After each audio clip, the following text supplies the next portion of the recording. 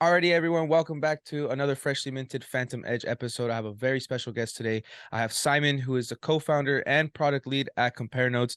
Simon, how are you doing today? I'm doing fantastic, and thank you for having me. Of course, it's a pleasure. It's my pleasure, and I'm excited to talk to you about CompareNodes, obviously, to tell us what it is. So let's start there. Can you tell us a little bit about CompareNodes, what it is, and who it's built for? Yeah, so CompareNodes essentially is a set of free and paid tools to help Web3 developers navigate the ecosystem and all the choices that exist in the space of blockchain infrastructure. Mhm. For example, in the Fantom ecosystem right now, there are 30 commercial providers Mhm. for access to the Fantom blockchain. And so one of our first features that we have built is a comprehensive index and directory Mhm. of all of these providers, and not just for Fantom, but for all the other 269 protocols Mhm. that are supported by the 85 major commercial providers of infrastructure. Yeah. Awesome. And I mean, for those that don't know, I'd like to get your take actually. What's how would you define an RPC for someone, learning? I know it could be kind of technical, but what's your definition of an RPC?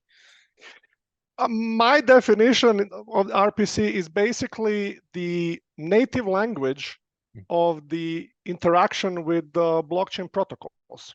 So obviously all the nodes and all the blockchains, Yeah. they're talking amongst each other Yeah. using peer-to-peer protocols, but the end users need to, get their thoughts and their requests and their directives back and forth with the rest of the protocol.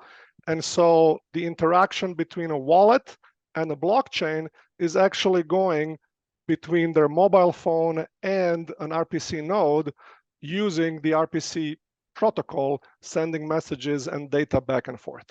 Absolutely. So, as you mentioned right now, there's obviously competition. There's a lot of people providing infrastructure, right? I'm curious, why do you think it's important for people, specifically developers, right, to explore different RPCs, whether it's regional, what do you suggest for people to kind of go about looking for RPC providers? So yeah, so there are like multiple dimensions that people can consider. From more of a philosophical standpoint, we could be saying that, hey, we're all going to make it, Yeah. but that's all, right? That's the entire humanity. So that's South America and Africa and Asia and North America and Europe. So one of the services that we currently provide is a very simple to use global node comparison where a developer can plug in two endpoints, click a button, and 30 seconds later, they can get a very transparent and very easy to understand RPC latency comparison Mm. from 27 locations around the globe covering all 6 continents. Mhm. So that way, developers can actually keep up with all the different infrastructure rollouts that are happening continuously across different providers and different locations around the world. So that's one dimension. Another dimension is decentralization. Mhm. So yes, it is important to decentralize on many different levels, Mhm. but there is such a thing as economies of scale and network Mhm. effects. And if we don't push back a little bit, the entire ecosystem would converge into 2 or 3 providers. Yeah. So by being able to search our directory and then navigate other providers that are continuously coming online, developers have a simpler, faster choice to make decentralization decisions by Yeah. potentially occasionally picking some of the smaller, newer providers that have recently come into the marketplace. Yeah, I think that's great insight. Like you said, I think that's why exploration is important, right? And you mentioned decentralization. I mean, the part of the ethos of crypto in general, right, is to open markets, competition, obviously, but we don't want monopolies or oligopolies for that nature. But kind of switching topics here, Simon, I'm curious to get your personal insight. Obviously, mass adoption and user comfort with protocols and crypto in general is always a big topic, specifically during bear markets. Like, who's going to use these protocols, these dApps, whatever. What's your take? What can help with mass adoption? What can help with just users getting comfortable coming into the space? Yeah, so there is such a thing as the curse of choice. Mm, Um, Sometimes decentralization is one thing, but excessive amount of choice can also lead mm, to some confusion. Um, I don't really have a prediction. What I do have is more of a curiosity. Like, part of me is wondering, are any of the major protocols considering some consolidation or some kind of, I don't want to say merging, but joining forces together? mm, For example, in the L2 space, I think we've had several really strong players in the marketplace already for some time. No one has gone out of business and no one has won the entire L2 space. So maybe perhaps there is some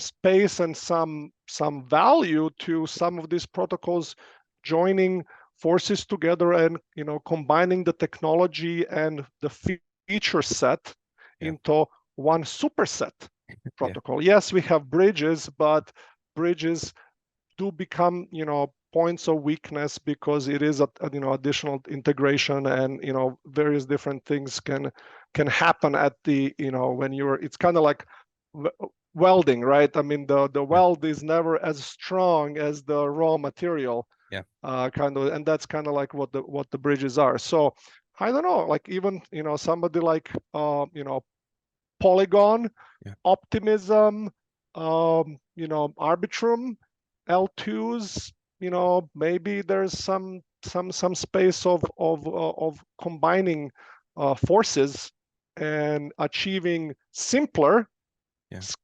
but greater scale.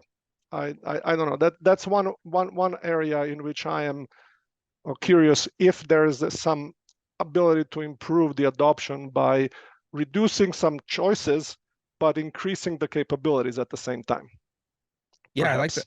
perhaps. It's an interesting take because we rarely, I mean, collaboration is part of the process, right? But within your given ecosystem. Now, when you talk about L2s or separate ecosystem, it's almost like how can we combine and join forces to better either onboard or whatever the goal may be. But very interesting take, Simon.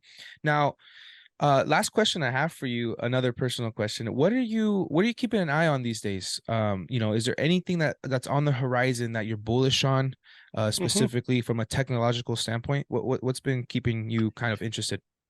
Yeah, so I've done a fair bit of work in mainstream finance on the trading side of things.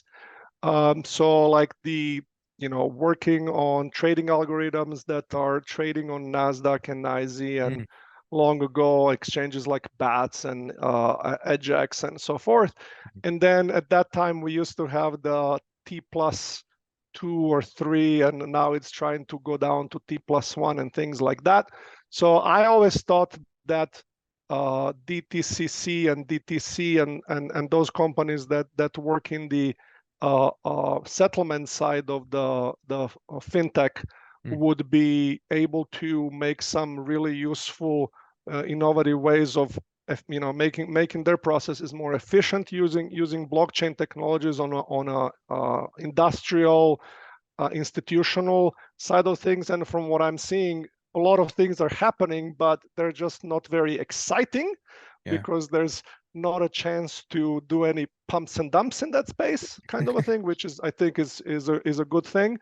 And then more recently, I've seen quite a bit of movement in the tokenizations of real assets. Real estate, things like that. I think mm, there's some very good activities that are using the technologies that have been battle tested in tokens and NFTs.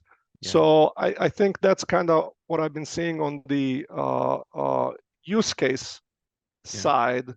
On the infrastructure side, there's a little bit of a battle and movement in the data versus analytics space. All the major infrastructure providers are moving up the stack from the raw RPC native protocol data processing Mm-hmm. up into analysis and transforming data into information, Mm-hmm. which is a little bit getting closer to the opposite side of the stack, which is Nansen and the Dune analytics space. So I suspect that in the in the relatively short term, it's going to be there's going to be much easier to launch some kind of a specialized analytics